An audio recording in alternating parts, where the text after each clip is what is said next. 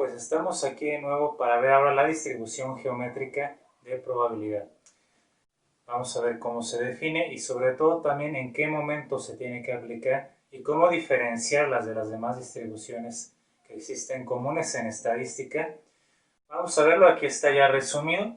Para ensayos de tipo Bernoulli ya sabemos que tienen que ser ensayos independientes unos con otros, donde entonces se tiene la misma probabilidad de un ensayo al otro y además básicamente consideramos que la muestra que estamos extrayendo de la población es relativamente pequeña, con lo cual no afecta el reemplazo de estas muestras.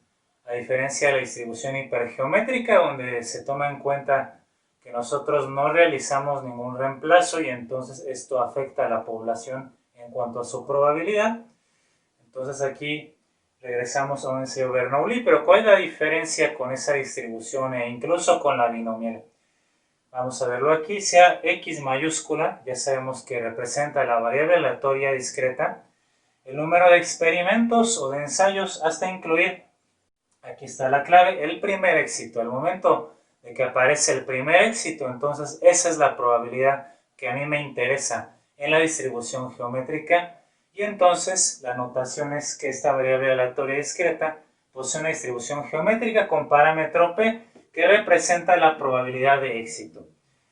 La función de masa de probabilidad, aquí la tenemos, vamos a analizarla.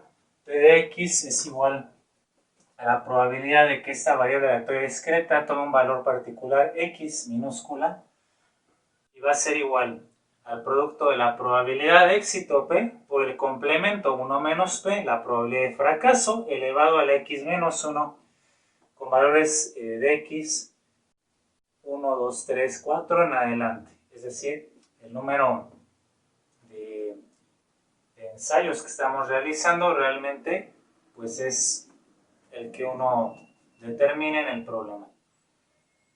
De otra forma, entonces, la probabilidad es igual a 0. Por eso vemos claramente que esta es una variable aleatoria discreta y entonces esta distribución describe únicamente ese tipo de variables aleatorias. Las fórmulas para la media y la varianza, bueno, son muy sencillas, dependen únicamente de P, la probabilidad de éxito. La media o la esperanza matemática, el valor esperado para esta variable aleatoria X, como también ya sabemos se representa, es 1 entre P, mientras que la varianza para esta variable aleatoria discreta es 1 menos P entre P cuadrado. Estas fórmulas, aunque son sencillas realmente de aplicar, su deducción requiere de las series infinitas, con lo cual pues se omite también en este video esa parte de dónde se deducen o cómo se deducen. Vamos a aplicar todo esto a un ejemplo. Menciona, entonces, un semáforo está en verde 50% de las veces, 10% en amarillo y 40% de las veces está en rojo. Un auto pasa una vez cada día por ese cruce, por este semáforo. Entonces se nos dice sea X mayúscula el número de días que han pasado, incluyendo, aquí está la clave, incluyendo la primera vez que el auto se topa con la luz roja. Bueno, pues entonces con estos datos queremos determinar, inciso A, la probabilidad cuando esta variable aleatoria es igual a 3. ¿Qué quiere decir esto? Que deberán de pasar 3 experimentos o 3 ensayos, en este caso 3 días en los que el auto pasa por la intersección y se topa por primera vez con la luz roja. Aquí está entonces el cálculo, la probabilidad cuando X es 3, o sea cuando nuestra variable aleatoria discreta vale 3, únicamente tienes que sustituir la probabilidad P de éxito. Bueno, como estamos hablando de la luz roja, pues evidentemente está asociado a la frecuencia con la que aparece esta luz en ese semáforo, que es el 40%. De ahí que se represente entonces como 0.4 la probabilidad de éxito, P, por 1 menos P, o sea, 1 menos 0.4, esto es 1 menos P, elevado a la X menos 1, pero X pues en este caso x de nuestro valor específico para la variable aleatoria es 3. Así que ese es el valor que nosotros tendremos aquí, el de x, que es de 3 menos 1, de acuerdo a la fórmula. Y al hacer este cálculo queda simplificado 0.4, 1 menos 0.4 es 0.6, al exponente de 3 menos 1, 2. Estas operaciones dan igual a 0.144, o sea, un 14.4% de probabilidad de que el auto se tope por primera vez con la luz roja al tercer día. Supongamos que si nosotros iniciamos la semana con el lunes, luego el martes y el miércoles, el lunes no se topa con la luz roja, ¿sí? Pasa con la luz verde o incluso la amarilla. El martes tampoco, sino hasta el tercer día, que es el que representa el tercer ensayo o el tercer experimento en este problema. Así que esa probabilidad es de 14.4%.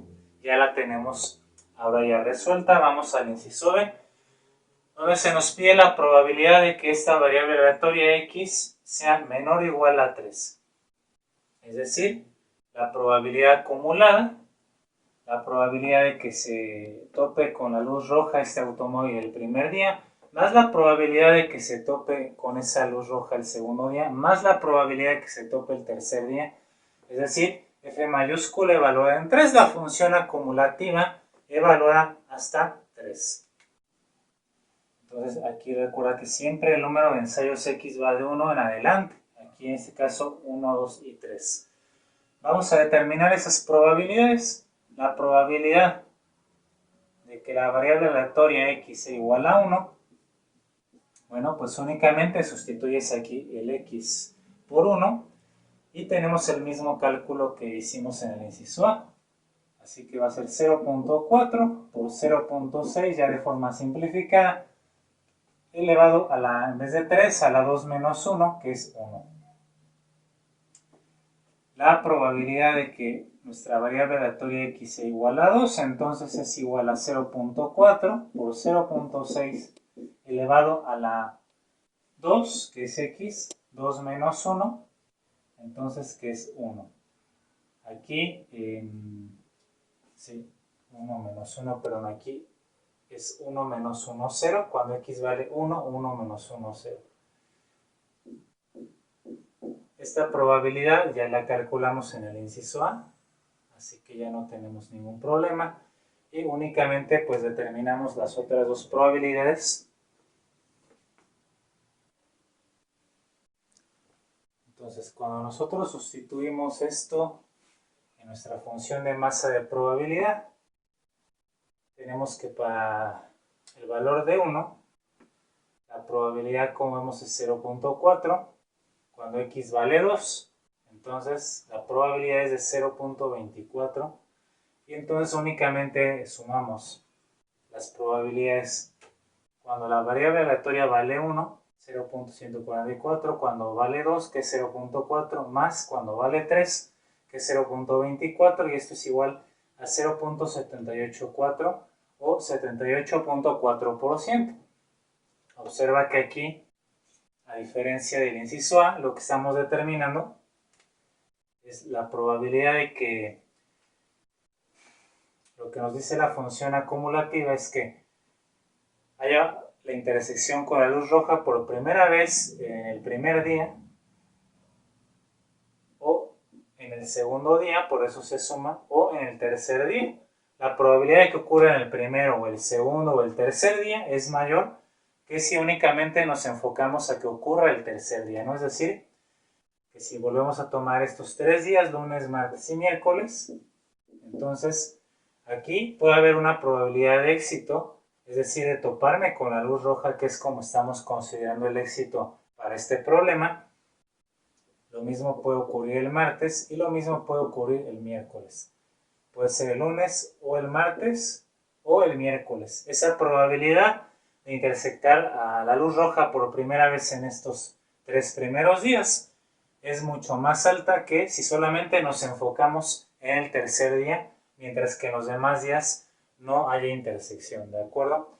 Así que, repito, aquí únicamente estamos calculando la probabilidad de que se intersecte la luz roja por primera vez el tercer día, pero no debes de intersectarla los 2 días anteriores. En cambio aquí puede ser cualquiera de los 3 primeros días. Por eso la probabilidad aumenta considerablemente. En el inciso C, bueno, únicamente para determinar la media o el valor esperado de esta variable aleatoria y la varianza, pues sustituye ese valor de P en estas fórmulas, que es lo que tienes ahí. Así entonces 1 entre P, que P es 0.4, nuestra probabilidad de éxito, es decir, de intersectar la luz roja, da 2.5. Entonces, ¿qué quiere decir esto? Que para este problema nosotros esperamos con mayor probabilidad que se intersecte la luz roja por primera vez en 2.5 días o a los 2.5 ensayos de manera general. Eso es lo que nos arroja aquí. De hecho, lo vamos a ver aquí con la función de masa. La gráfica de esta función ya la tenemos hecha, que es lo que pide en el inciso D. Y si nosotros ubicamos 2.5, bueno, realmente estaríamos básicamente entre el 2 y el 3, ¿sí? Que es esta línea, que es la frontera entre el 2 y el 3, ¿no? Es decir, que ahí se dirige la media o el promedio para esta variable aleatoria discreta con distribución geométrica. La varianza 1 menos P entre P cuadrada, aquí lo tenemos, las operaciones nos arrojan 3.75 y la desviación estándar, como ya sabes, es la raíz cuadrada 1.94. Entonces, en este caso, podemos decir que va a haber dos unidades o dos números de días, dos ensayos que se desvían de la media de 2.5, puede ser antes o puede ser después. Entonces, podríamos decir que nuestros valores están con una buena precisión dentro de los 2 días anteriores y los 2 días posteriores. Y la función P de X, la función de masa de probabilidad, aquí la tenemos graficada. ¿Qué tenemos que hacer? Únicamente calcular las probabilidades como ya lo hicimos aquí arriba, cuando X vale 1, 2, 3, 4, 5 en adelante. De hecho, pues aquí no tenemos un límite como tal, por eso los puntos suspensivos. Pero quiero que observes una cosa muy importante. La variable aleatoria disminuye su probabilidad al tener una distribución geométrica, de manera que conforme crecen los ensayos tengo menos probabilidad. Es decir, que la máxima probabilidad, que aquí es 0.4 en este ejemplo, pero de hecho para cualquier distribución geométrica, la obtengo cuando X vale 1. Es decir, aterrizándolo a este ejemplo, el auto tiene la mayor probabilidad de intersectar la luz roja por primera vez desde el primer día. Tiene una probabilidad de 24% de que intersecte por primera vez a la luz roja durante el segundo día, de 14% como ya lo vimos hasta el tercer día, y así sucesivamente. Observa aquí cómo disminuye: 8.6%, 5%, 3%, y así sucesivamente va a disminuir si tú sustituyes estos valores de X en la función de masa de probabilidad, como ya lo explicamos en los incisos anteriores. Con esto entonces concluimos el estudio de la distribución geométrica. Ahora nos restará hacer algunos ejercicios y seguir comprendiendo y diferenciando esta con respecto a las demás distribuciones.